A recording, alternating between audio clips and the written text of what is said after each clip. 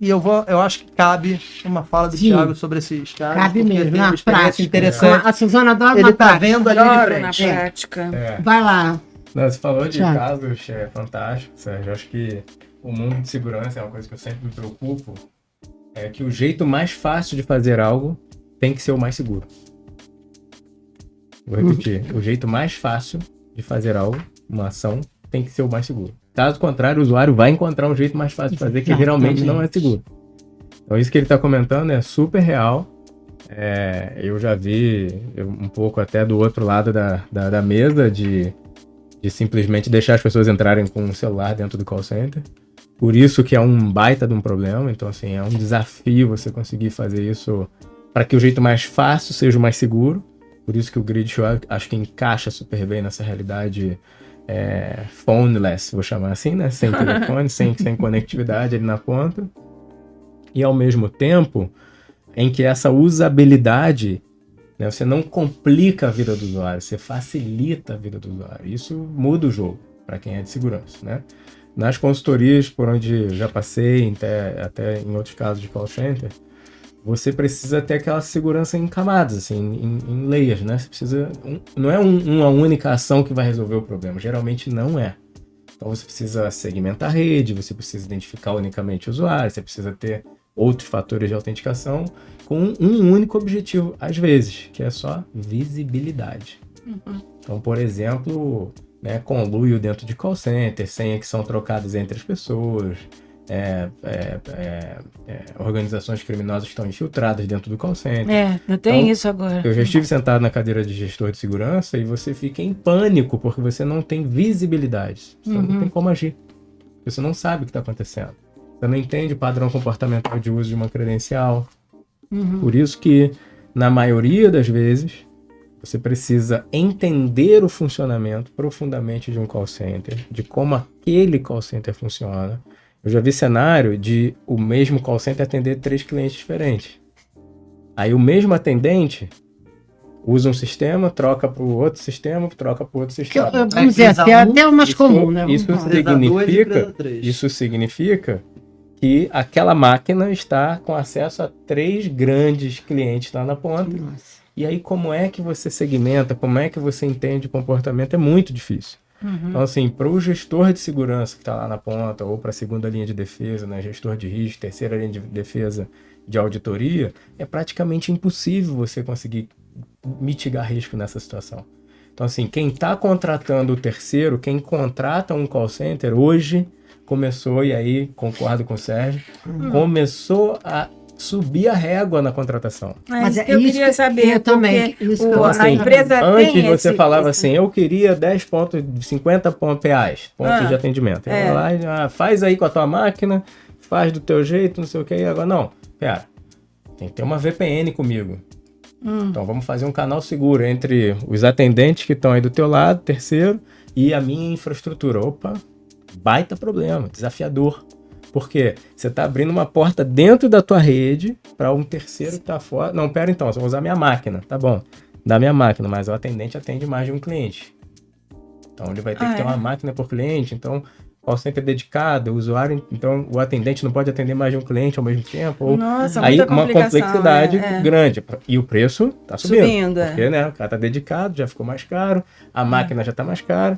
E aí você fala, não, agora eu vou te dar um token físico. E aí vai complicando essa história. Então, o gestor de segurança que contrata e assina uma avaliação de risco de um call center, hoje ele toma muito risco se ele não tiver ferramental na mão, se ele não tiver comportamental. Mas a empresa, isso que eu queria saber, a empresa que está contratando isso, ela tem ciência de formas de autenticação? 2, o que acontece quando a empresa está contratando, inclusive, em home office, hein? Exato. Não, você põe num tema crítico, super crítico, e você quer uma PA barata, você que tem que atender em massa, né, no B2C especialmente, você quer uma PA barata. Então você põe a pessoa de casa, vai trabalhar de casa, tá, mas como é que ela acessa? Então você tem que ter um quebra-cabeça montado para isso. Fica mais caro. Então o gestor, às vezes, como o Sérgio falou, ele desconhece as possibilidades, então ele quer dar um token físico, ele quer botar a biometria, ele quer... E ele fala assim, não, mas aí o cara leva pra casa, aí ele esquece em casa, aí perde, como é que ele acessa? Ele fica sem trabalhar, eu vou pagar, ele não vai trabalhar. Ele esqueceu em casa o token.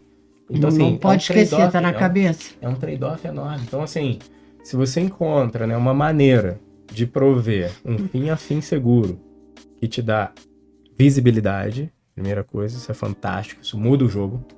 O gestor de cyber, o gestor de risco, que tem que aprovar, que tem que entender como é que ele vai desenhar a estratégia de atendimento seguro, que eu até chamo de atendimento super seguro, né? Que a gente fala junto com a Tade. E assim, como que seria um atendimento super seguro de um banco, por exemplo? Né? Setor financeiro. Em que o atendente tem que ter acesso ao dado do cliente que foi guardado a 7 chaves com um baita investimento do banco e que agora um call center que não tem tanto investimento vai ter que acessar. Ixi. Então, olha, né, a gente fala, né, Sérgio, que você está tão seguro quanto o teu elo mais fraco na cadeia. Então, assim, Nossa, quem é o teu terceiro que está gerenciando aquele contato, aquele atendimento, aquela atenção lá na ponta? E se você também não fizer bem, você perde o cliente, aí você tem o churn, talvez você tenha um problema maior. Então, assim, vê como que é delicado, né, equilibrar essas duas coisas, entre segurança e experiência de quem está na ponta.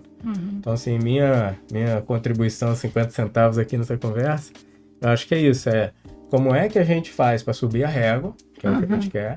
A gente sabe que o crime organizado está infiltrado, tem conluio dentro de call center já, não só de call center, mas especialmente em call center, por conta da natureza do negócio deles. A gente só descobriu agora, porque já está há muito tempo. Na prática a gente fala disso agora, a gente descobriu até mais tempo. E agora a gente decidiu fazer algo quanto a isso, porque o problema se escalou, o problema se tornou algo muito sério. Porque a maturidade de segurança é muito baixa. Como a maturidade de segurança, na maioria dos casos, é muito baixa, o que acontece? Você coloca um call center conectado no teu negócio, você abre um flanco enorme. Então, assim, eu acho que tem, óbvio, né, uma combinação de soluções, de abordagens, de policy que você vai ter que mudar, de política de acesso, de rotacionamento de chave, de segregação de função, né? Quem faz uma coisa não faz outra, quem faz não é a mesma pessoa que checa aquilo que foi feito. Então, já vi call center, por exemplo, aprovando crédito sem double check. Então, assim, cara, que loucura, sem alçada. Como assim sem alçada? Não pode. Então, o tema de fraude vem para conversa, né, comportamental. E, assim, se você não conhece quem está na ponta, que você não conhece, por isso que o IAM ele é crítico. Ele é o perímetro, a primeira barreira de qualquer coisa é você saber com quem você está falando do outro lado. Então, se você não tem isso bem delimitado, bem implementado, que a gente também já viu implementações super tortas, né? Até de ferramentas boas, mas a implementação muito ruim, muito aquém, e você também não resolve o problema. Então, assim, é uma combinação de fatores. E a liderança é a chave aqui na conversa, né? A liderança que se comunica com a autogestão, que leva o tanto de risco que tem na ponta, porque no fim do dia, um incidente que entra por dentro de um call center, ele dói muito, porque se cai dentro do core bancário, por exemplo, de um banco, né? Então pode ser muito, muito preocupante isso, sabe? E a figura do DPO, ele não tem isso mapeado, não tem isso no radar dele, que ele precisa checar esse tipo de coisa dos contratantes, dos fornecedores? Boa pergunta, assim, pela minha experiência, quero te ouvir depois, mas pela minha experiência, os DPOs, eles são parte de um processo de compras. Então, é a prova compra que já está lá na frente, a solução já foi pensada, já foi desenhada. Então, o DPO ele acaba sendo muito reativo a esse processo, né? Porque está atordoado de quantidade de demandas, o time geralmente muito pequeno. Então, assim, eu sinto que o tema de privacidade e proteção de dados, ele chega depois da conversa de cyber. Primeiro acontece cyber, primeiro o negócio, que é uma dor. Depois, primeiro cyber, engenharia e cyber. Depois o DPO com a parte de privacidade e proteção de dados. Se ele entrar na conversa, né? Se é que ele entra na conversa, Pra exatamente. mim, ele não entra na A gente conversa. sabe que o Brasil ainda está O DPO hoje é só para definir processos. Porque uma grande questão, Exato. Independente disso, se a gente for pensar o escopo como tal, no mundo ideal, ok, todos teriam que participar e contribuir em processo todo inteiro. o ciclo. É. Mas Mas eu não acho dá. que isso também é meio exagero. O DPO tem uma responsabilidade ali voltada para a privacidade. E tudo que a gente está falando aqui tem a ver com uma operação. E vulnerabilidades de uma operação. O DPO, independente da formação Exato. dele, ele não tem esse escopo na responsabilidade dele. Mas ele precisa trabalhar muito próximo das áreas de segurança para discutir, talvez fazer perguntas voltadas para esse cenário, porque o risco vai levar a uma vulnerabilidade em termos de privacidade de dados. E aí ele vai ter essa responsabilidade. Mas é um cenário que vem numa crescente. Então, não sei se a figura do DPO aqui cabe como alguém que não está participando ativamente desse processo. Porque eu acho que ainda não tem. E o que eu vejo são, e não é de forma alguma um ofensor para os CISOs, na verdade a gente tem poucos profissionais de segurança da informação, belíssimos CISOs no mercado que a gente conhece, a grande maioria deles. O que a gente tem são áreas extremamente sobrecarregadas porque falta profissional. Exato. Normalmente falta budget. Então é uma questão que a gente justamente busca trabalhar muito próximo dessa turma para conseguir soluções de forma criativa e ao mesmo tempo catequizar algo que o Thiago falou que é extremamente importante. Eu falo, muitos profissionais têm começado a falar para a área de CISO e os CISOs estão melhorando muito nesse aspecto, que é como ele comunica o risco para cima. Exatamente. Todo board, toda alta gestão tem um comitê de risco ou tem uma discussão de risco. Eles estão acostumados a falar de risco do negócio, falar de primeira linha de defesa, segunda linha de defesa, terceira linha de defesa. Isso não é algo de cyber.